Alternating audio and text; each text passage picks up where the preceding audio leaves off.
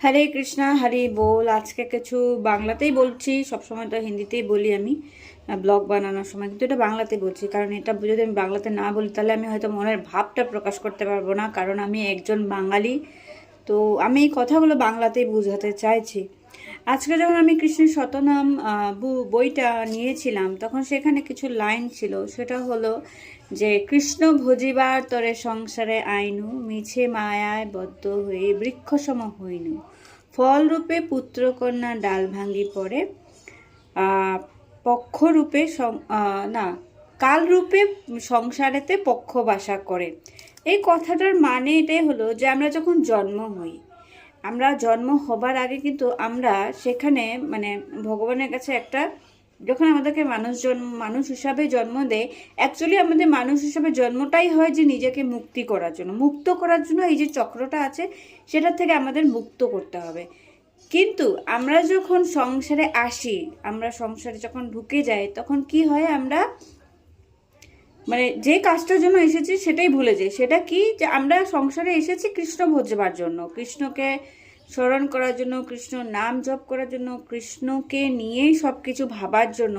সেটা না করে আমরা কৃষ্ণ কৃষ্ণ না করে আমরা সংসারের মায়াতে এইভাবে জড়িয়ে নিজেকে বেঁধে রাখি। মানে আমরা আস্তে আস্তে মায়ার বাঁধতে বাঁধতে একেবারে একটা বড় গাছের মতন হয়ে যায়। আর সেই গাছে আমাদের কি হয়, ফল রূপে আমাদের পুত্রকন্যা আসে।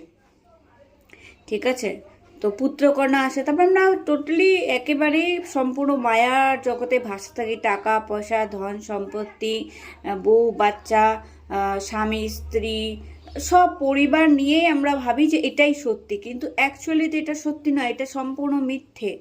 হ্যাঁ, আজকে আমিও যে জগতে আছি, এই দেহটা আমাকে দেওয়া হয়েছে নিজের মুক্তির জন্য, এটা কিন্তু আমার কিছুই না বলতে গেলে।